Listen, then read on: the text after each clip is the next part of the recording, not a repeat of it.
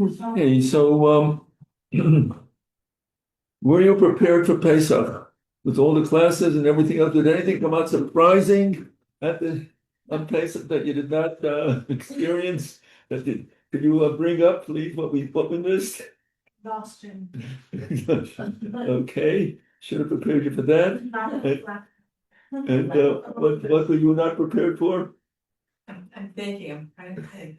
I'm sure there was, but As far as halacha is concerned, it was covered. Was there anything in the halacha that they told you that you're doing, you should be doing, you didn't, or you shouldn't be doing, or something of that sort? Everything was sort of, was anything, any surprises?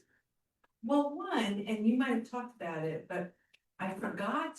I left at the first half and then I came back to the second half and I cleaned my room. It was only my room that I needed to clean before I left, but I forgot to search.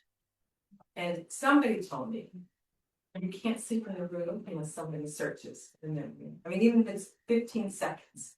So is that correct? To be in that room or to? So I cleaned to, you can't go into that room, you can't, you said you can't sleep in that room unless somebody searches, and I can search in 15 seconds, like it doesn't have to. That's good.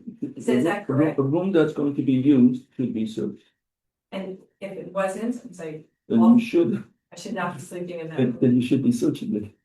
Oh, so can you search after? Yes, yes, When whenever, the Passover has already started, whenever you're ready to use it, you could search it again. even if it's already, Yes. okay. He said that I had to search before I went home. That's correct. You're speaking about the last days.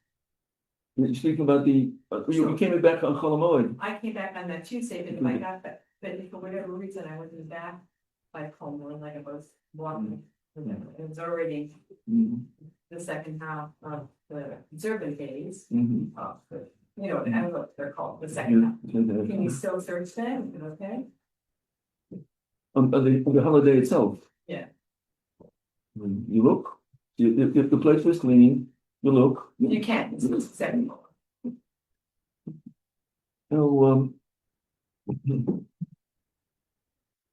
So we're on page.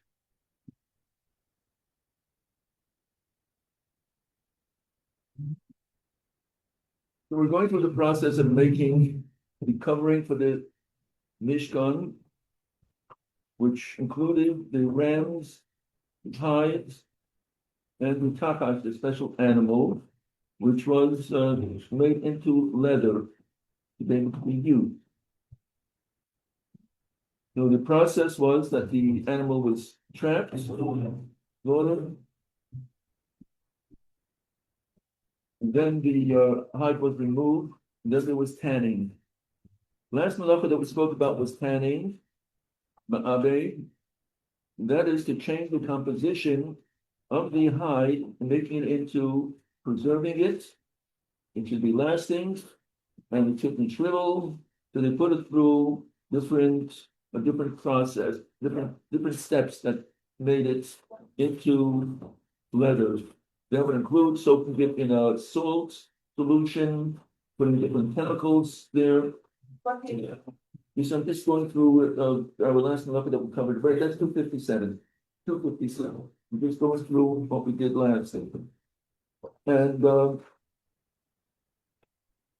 so that would include the change in order to preserve it, and it makes a actual change in the leather itself. Also transferred this to foods. But those fruits and vegetables that are affected by salt, where the salt changes its composition, either it draws out all of the moisture, or something that is bitter, it sweetens it, preserves it, so that cannot be done on Shabbos. We call that pickling. You cannot put cucumbers in a pickling solution, and that's going to change the cucumber from a cucumber to a pickle. Now we have those fruits and vegetables that are affected by the salt. And many of them would be in our salad. So how do we make a salad, a vegetable salad on Shabbos, when we want to add salt? Now, how do we do that in a permissible way? So what is our concern? Our concern is that the salt is going to change the fruit or vegetable. So in Europe, people had in front of them a salt dish. Anyone experience salt dishes? No, salt dish? No, salt dish. Okay. There are many things that Europeans will do that we no longer do. Did anyone see anyone drinking tea from a saucer? Instead of from a cup, they would have this hot tea. They would have a saucer that's under it. They would pour the tea into the saucer and drink from the saucer. Never saw that? That was quite common. Like for gravy? That was quite common in Oh. that was quite common in Europe. As they had very, very hot tea and they wanted to cool it off. So it was like people would sit with their saucers and blow on it and drink it a little, So the same thing, they also had these salt dishes in front of them, a little salt platter, and you would be eating a vegetable, you would dip it in the salt and eat it as you're eating it, you would dip it in the salt. In that way, that would be permissible because you're eating it so quickly, you did not have a chance to change.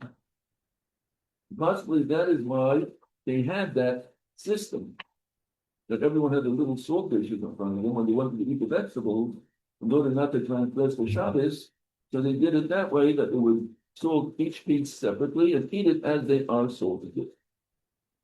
I don't think anyone does that now. So now we have now the vegetables in that are mixed together as a salad, in a salad bowl. Now, how do we make so we don't want to add anything to the salad bowl, there's no issue. It is when we do want to add salt to the salad bowl, what do we do on Shabbos to make it permissible? What is our concern? That the salt is going to be too strong and it's going to make a change in the vegetables by the time we get to eat them. So what do we do? No, it's going to take time. You're going to have the salad bowl is going to be sitting on the table, and not everyone's going to be eating the salad at the same time. By the time you get to it, it's going to be the salad bowl is going to have now a lot of liquid because it grew out from the lettuce and all the different vegetables, the celery, it grew out all the liquid. Now you see it's a whole bowl bottom, and the salt did it. So how do we make a salad that we add salt on Shabbos? What you have to do is weaken the strength of the salt. The salt does not have its strength, it's not going to be able to affect the vegetable. So what do? We add a liquid to the salad. Most people will add oil. So on Shabbos, they make a point of adding oil. Why? In order to enable to have the salt.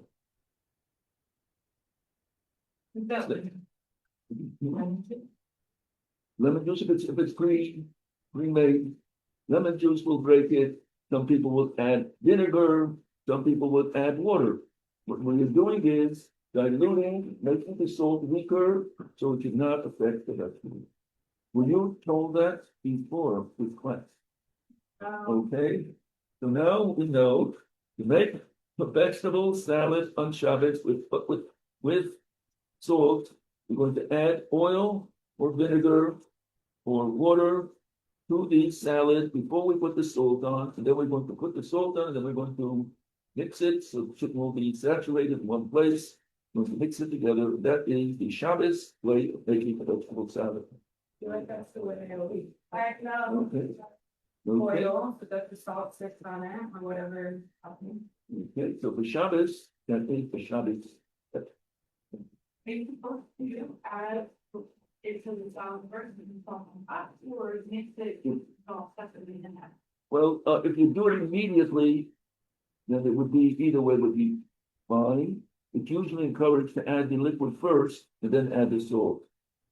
But it could be done the other way if it's done immediately.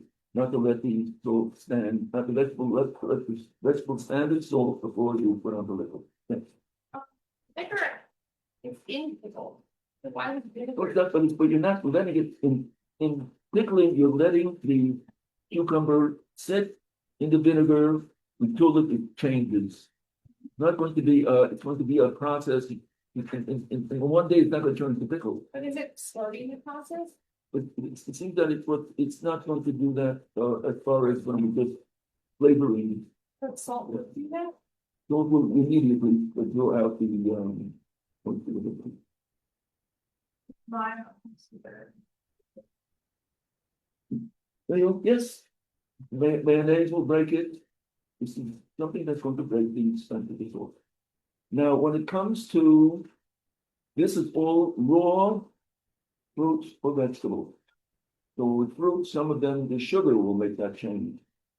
So it's fruits or vegetables that are raw. What about if you do have your cooked items that you want to add salt?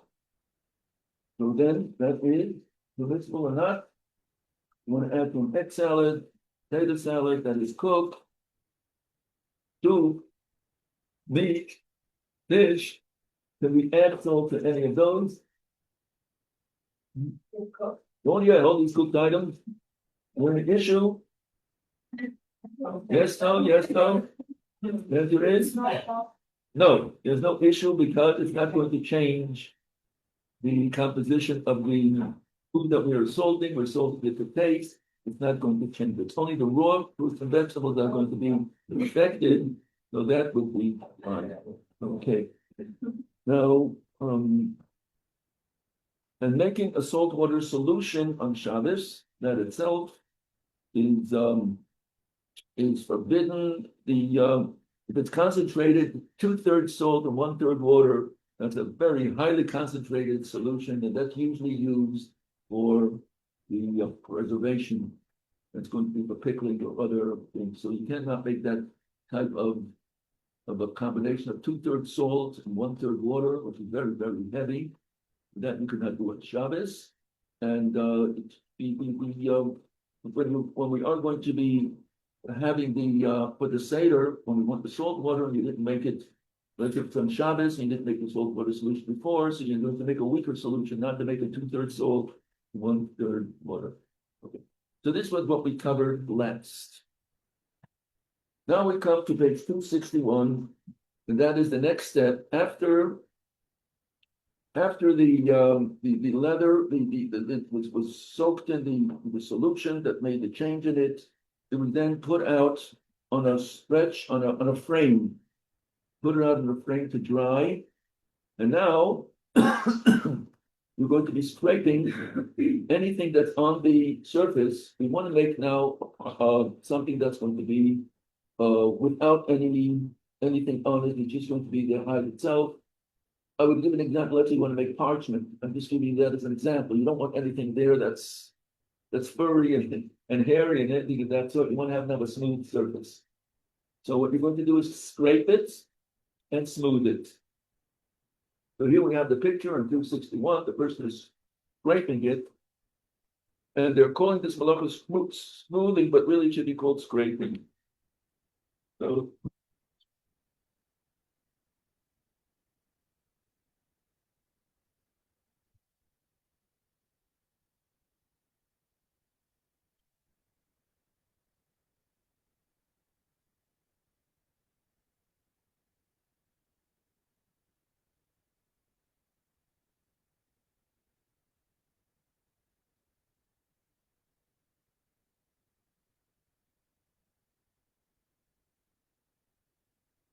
Marek means to scrape, but it has the same root word as erasing.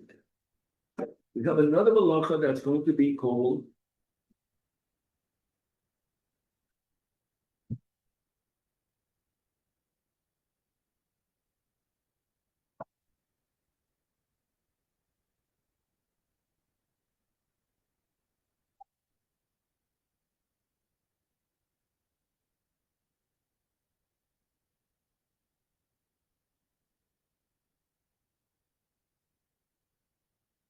So when machik is with our leather, it's scraping. And then mochek is a separate malacha. These are two separate malachas. They both have the same root word, is to remove that which is on the surface. So when it comes to mochek, it's erasing writing. The machik is taking off whatever's on the leather. So this would be with leather. They scraped up all of that which was on the surface. And this would also apply with other materials. So mamachet would apply when it comes to wood. Wood that is rough, how do you make it smooth? How do you scrape it off? You use either sandpaper or other ways of smoothing out the wood. So that would go into this category. The smoothing out or scraping the wood, moving the wood. Same would also be with stone. If you have a rough stone, then you would smooth it out by the ways of how one would do so. This all goes into this category. So it's leather, will be wood, it will be the bricks, cement walls, stone. All of this would go into this category. Then we have machek.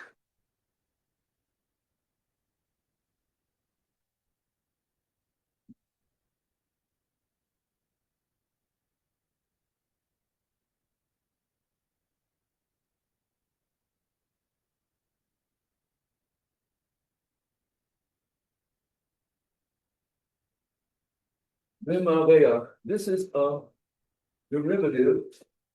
Number one, number two. This is told them. This is secondary, also part of the same halacha. It's the same category, but this is an offshoot of the machik.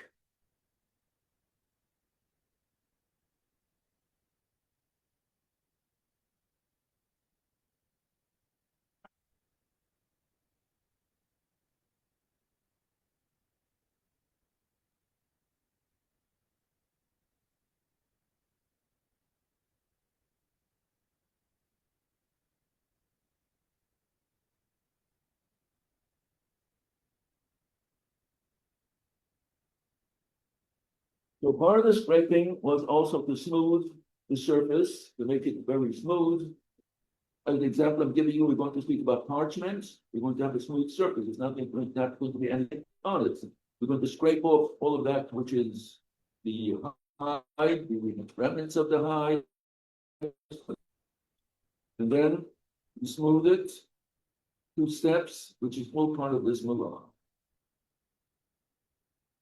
So that would include the smoothing of the hide, of the leather, and also would include, let's say, when it comes to other materials, tar. What do you do with tar? Put the tar on, and then you spread it out. That's called smoothing. You're doing so that would be this malacha. We're doing maveya. One is smoothing out the tar, and that would be part of this malacha. Then you also have wax, beeswax, taking and smoothing out the beeswax, putting on a glove, then smoothing it out. Same thing would also be when you are having plaster. Put on the plaster, and then what do? You smooth out the plaster. Anyone doing the plastering? Nope. So that's also that's you take the trowel and you smooth it out. The same thing is also with cement, plaster. All of these things are a part of this malacha that is forbidden on Shabbos. It is a derivative of the malacha of machik. Now, how does this translate in actual use? Most of us do not do any plastering or tarring, things of that sort. But we do use different items during the week that would go into this category.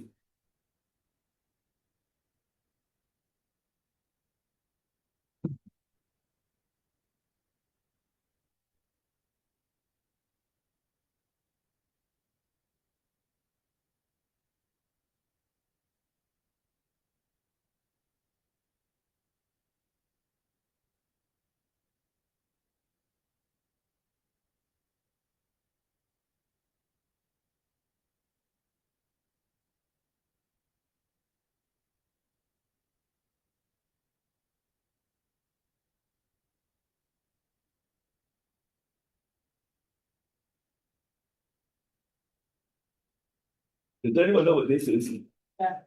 Oh, your shoes, that's how your shoe on. Okay, this is what is its purpose? What's its purpose? Yeah. You keep your shoe in shape. You're not using it, you put it in. Are you allowed to use this on Shabbos?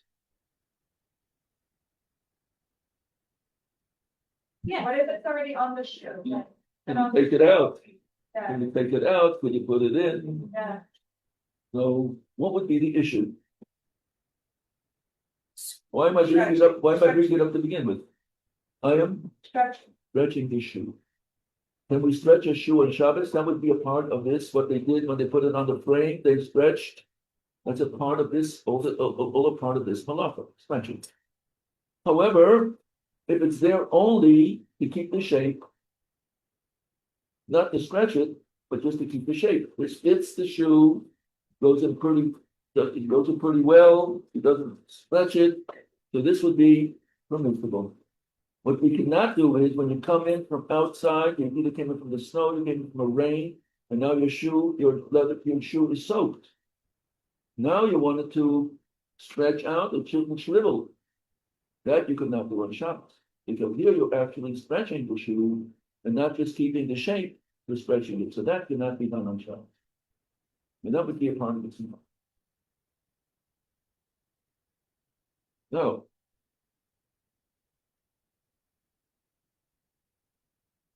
Can we use this on Shabbos? Yeah, I see people like this. Like, it's like fun. I was told, yeah. So like So, this. so first of all, so what is, if someone does take this and smooths it, smears it, what is the status of this? This would be smoothing, it would be the same as tar, the same as our beeswax. The fact that it is solid, how could we see if it's a solid or not?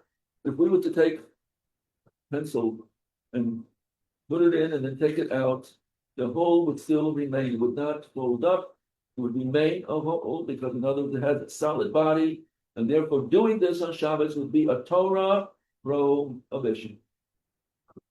Taking and smoothing it out, it's the same as beeswax, same as our tar, cement, plaster, it goes to the same category. So doing this on Shabbos is a Torah prohibition.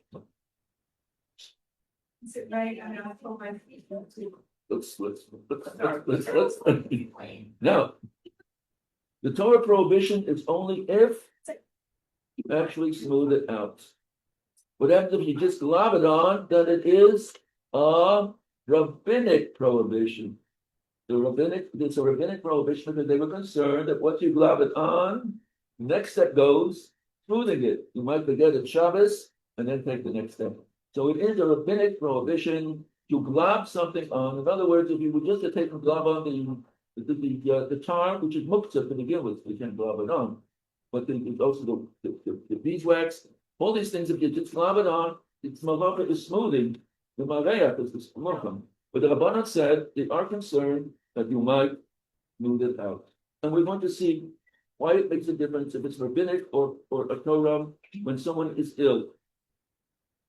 We're going to transfer it also, and also we're going to speak about a small child. Until the age of 3, we consider the child to be you have the same status as Kodesh by Sakana, someone who is ill but not in danger, but it is considered ill. We spoke about not taking medicines on Shabbos in the previous class. We did say that if a person is that feels that ill, that they have to go into bed. In that case, you could take the aspirins or whatever, Tylenol, whatever it may be. Or if you have a migraine, you know that's coming up, you take it before it's going to happen. These things, the Rabbanan took away their restriction of using medicine. The reason we spoke about was usually medicines was done by grinding. Everyone did their own grinding, made their own little medicine concoctions. So therefore, the Rabbanan were concerned that you're going to be, since taking medicine also includes making the medicine, and therefore they would grind it, and therefore they made a restriction only if you're actually ill. The definition of ill is that you have to get to bed. So in that case, you could take the medicine. So now we're going to say the same things also with a child before the age of 3. You consider them that they are fragile and they have to be taken care of. So even if it's a minor things, you give them that status that if it's a rabbinic prohibition, there is a leniency to it with a child before the age of 3. That's going to be using the lotions or whatever it may be. So here we have that which is a Torah prohibition, using that. Rabbinic is to glob it on. Torah is to actually smooth it out. Yes. If it starts being dry, use oil. Now, what about this? And that's What do you think about this? Can you use this on Shabbos? This is called baby oil. Can you use this on Shabbos? Yes. Yes. No, there's nothing to smooth. It's just liquid. It pours very, very well. Okay, so now we have this is permissible. Can This you is- smooth it? so Got it. this is fine. You can smooth it So out. now we're going to go into that. This goes into another category of taking a medicine, using something medicinal. That goes to its own category. Can you do something medicinal on Shabbos? That's something. Now, we have something now between these two. We have now other types of things. Now, we have our tissue.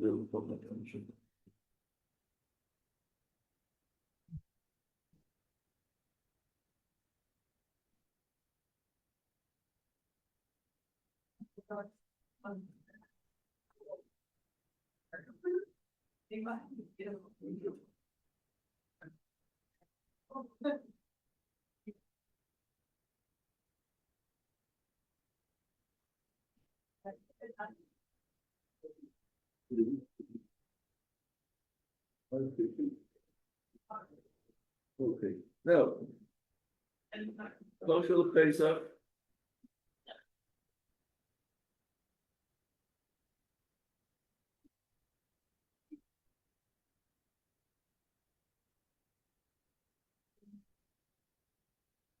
Okay, what do we say about this?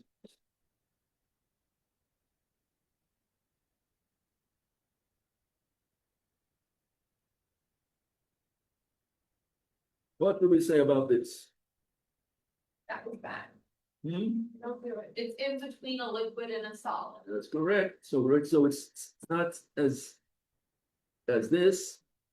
It's not as this. It's somewhere in the middle, and therefore this is rabbinically forbidden. You want to say something that's in the middle, you give it more to this side. But it's not so loud, but So then again, we're going to say there's a difference since it's rabbinic. We're going to also apply it to someone who is ill. We're going to apply that with a child. We're going to have that in mind. We're not going to be using this. This, we're going to see about this. Now, even though this is in a tube,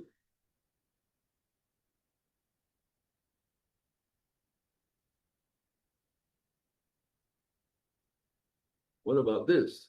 You see it? Okay, where does this come in? Coming from a tube. This the same? No, this is solid. This would be a Torah prohibition. It's the same as this. Even though it came from a tube, but it is solid. This one is. Now we have this. Cetaphil.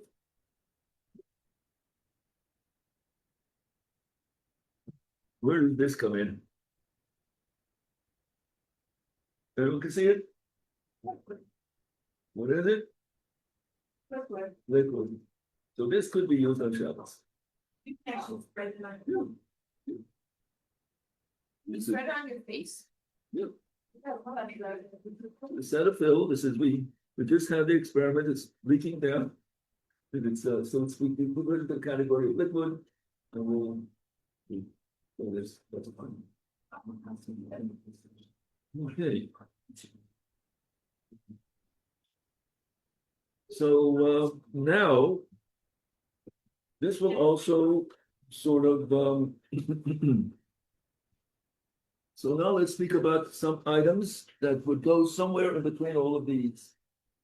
So we have bar soap. What about bar soap?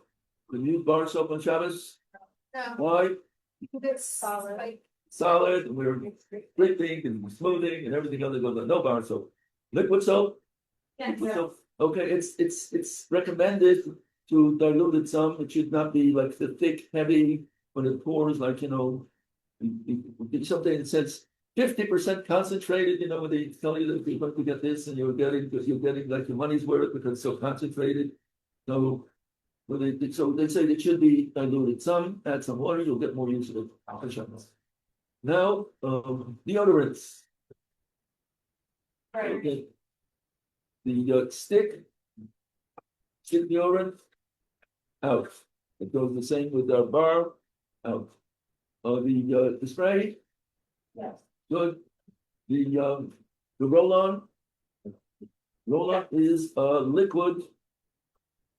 Is liquid and it just rolls on. So it's a liquid that is fine. So the roll-on, the spray is fine. Lipstick. No, So that's the same as chapstick. but like, they're like, not liquid, they're like a cloth, like the, Gloss, yeah. painting, What are the shining. Oh, So I would suggest that you ask the Rebbitzin that's teaching you the rest of the week. You're more involved with all these cosmetics. It's not my field. And therefore, I mean, as far as Shabbos is concerned, they have all the different things that they say Shabbos, the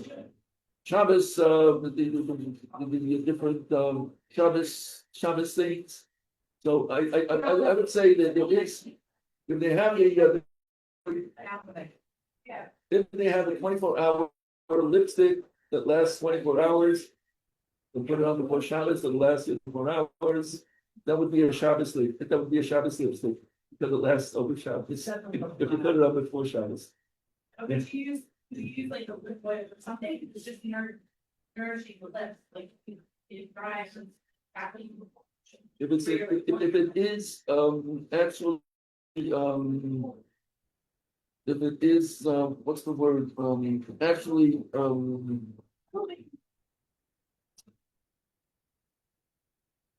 is maintaining it and then there was healing it. Two different stages. Healing would be an issue, maintaining would be fine. Okay, so we're differentiating between healing and maintaining. Not Okay, letting, no healing. Yes. So in winter, like if you have or like, no, you have like the dry lips, a split lip, you can't put anything on that at all. What if, and if you're trying to keep it from getting to that point, then you can. Okay. Good, because there's maintaining and then there is healing. You maintain. Right. No, color on top of color is color. Okay, so we will speak about what happens if there's a situation where all of these things are needed, and how do we do it? How do we progress?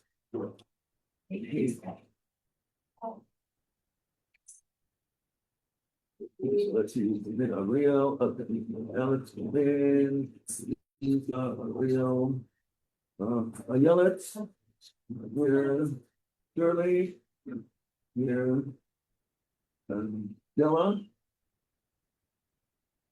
Another boy, I have not met her yet, new class, Nina.